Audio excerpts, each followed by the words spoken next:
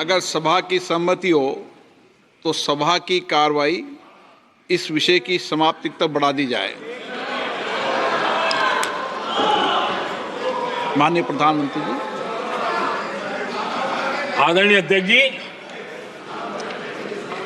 समाज के दबे कुचले वंचित लोग, इनके अंदर एक सामर्थ्य होता है। अगर स्किल डेवलपमेंट पर बल दिया जाए तो उनके लिए नए अवसर बन सकते हैं, उनकी आशा आकांक्षा के अनुरूप जिंदगी बना सकते हैं।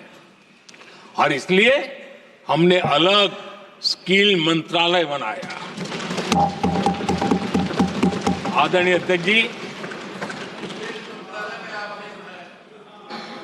देश में लोकतंत्र का पहला धर्म होता है कि हम सत्ता को सामान्य से सामान्य नागरिक तक उसका अवसर मिले। और इस बात को ध्यान में रखते हुए भारत के कोऑपरेटिव सेक्टर को और समृद्ध बनाने के लिए और तंदुरुस्त बनाने के लिए देश के करोड़ों लोगों को जोड़ने का उसमें अवसर है।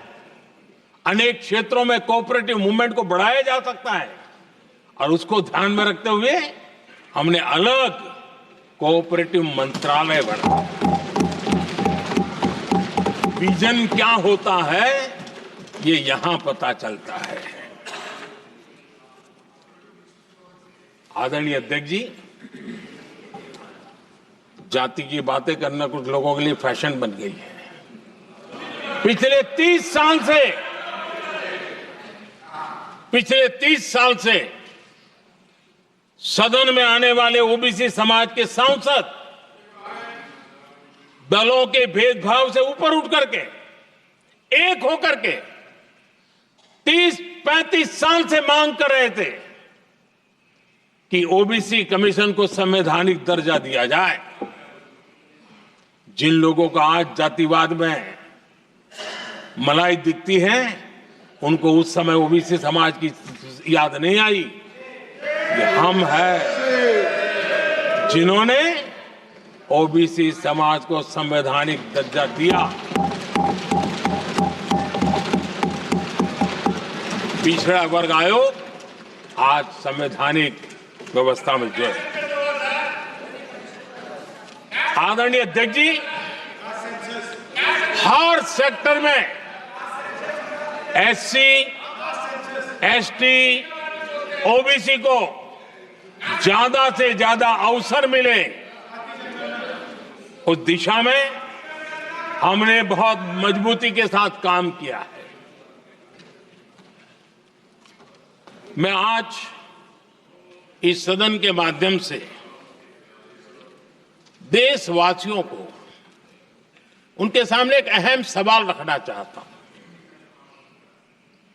और अध्यक्ष महोदय, जरूर देशवासी मेरे इस सवाल पर चिंतन भी करेंगे और चौराहे पर चर्चा भी करेंगे। कोई मुझे बताएं, क्या एक ही समय में संसद में एससी वर्ग के एक ही परिवार के 3 सांसद कभी हुए हैं क्या? एससी वर्ग के एक ही परिवार के 3 सांसद कभी भी हुए क्या?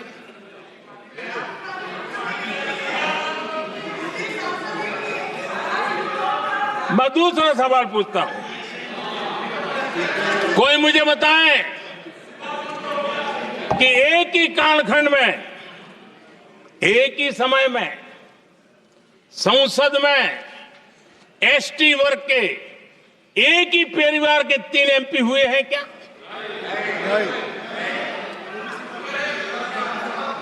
आदरणीय अध्यक्ष जी, कुछ लोगों की वाणी और व्यवहार में कितना फर्क होता है, मेरे एक सवाल के जवाब में मिलता।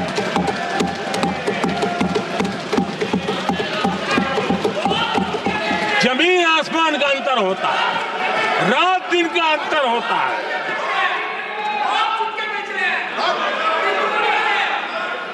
आदरणीय अध्यक्ष जी, हम एससी एसटी समाज को कैसे सशक्त कर रहे हैं। आदरणीय अध्यक्ष जी, समाज में तनाव पैदा किए बिना एकता की भावना को बरकरार रखते हुए समाज के वंचितों का कल्याण कैसे किया जाता है, इसका मैं एक उदाहरण देता हूं। 2014 में 2014 से पहले हमारे देश में मेडिकल कॉलेजों की संख्या 387 थी। 2014 के पहले मेडिकल कॉलेज की संख्या 387 थी। आज 780 मेडिकल कॉलेज हैं।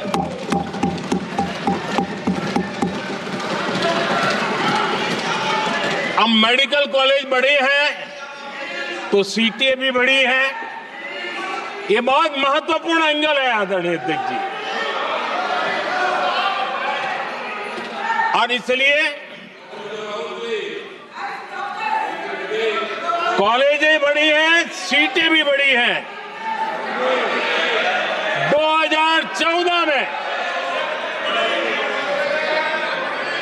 2014 में हमारे देश में एससी छात्रों की 2014 से पहले हमारे देश में एससी छात्रों की एमबीबीएस की सीट 7,700 थी। हमारे आने से पहले दलित समाज के हमारे 7,700 युवा डॉक्टर बनने की संभावना थी। 10 साल हमने काम किया, आज संख्या बढ़कर एससी समाज के 17,000 एमबीबीएस डॉक्टर की व्यवस्था की है। कहां 7,700 कहां 17,000। अगर दलित समाज का कोई कल्याण और समाज में तनाव लाए बिना एक दूसरे के सम्मान को बढ़ाते हुए, आदरणीय अध्यक्ष जी,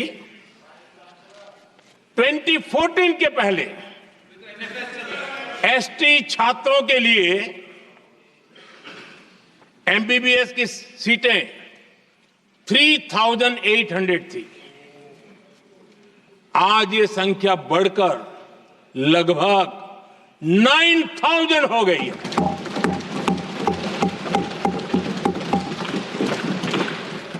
ट्वेंटी 14 के पहले ओबीसी के छात्रों के लिए एमबीबीएस में 14,000 से भी कम, 14,000 से भी कम सीटें थी। आज इनकी संख्या लगभग 32,000 हो गई है। ओबीसी समाज के 32,000 एमबीबीएस डॉक्टर बनेंगे। आदरणीय अध्यक्ष महोदय, पिछले 10 साल में हर सप्ताह एक नई यूनिवर्सिटी बनी है। हर दिन एक नई आईटीआई बनी है। हर 2 दिन में एक नया कॉलेज खुला है। सोचिए, एससी, एसटी, ओबीसी हमारे युवा युवतियों के लिए कितनी वृद्धि हुई है, इसका आप अंदाज लगा सकते हैं। आदरणीय अध्यक्ष जी, हम हर योजना के पीछे लगे हैं 100% सिचुएशन, 100% उसको लागू करें। उसके जो भी लाभार्थी हैं वो उसमें छूट न जाए, उस दिशा में हम काम कर रहे हैं। पहले, ताकि हम चाहते हैं कि जिसका हक है उसको मिलना चाहिए। अगर योजना है, उसका हक है, तो उस तक पहुंचना चाहिए। 1 रुपया और 15 पैसा वाला खेल नहीं चल सकता। लेकिन कुछ लोगों ने क्या किया, मॉडल ही ऐसा बनाया कि कुछ ही लोगों को दो, औरों को तड़पाओ और तुष्टीकरण की राजनीति करो। देश विकसित भारत बनाने के लिए तुष्टीकरण से मुक्ति पानी होगी। हमने रास्ता चुना है संतुष्टीकरण, तुष्टीकरण नहीं, संतुष्टीकरण। और उस रास्ते पर हम चले हैं। हर समाज, हर वर्ग के लोगों को बिना भेदभाव के जो उसके हक का है वो उसको मिलना चाहिए।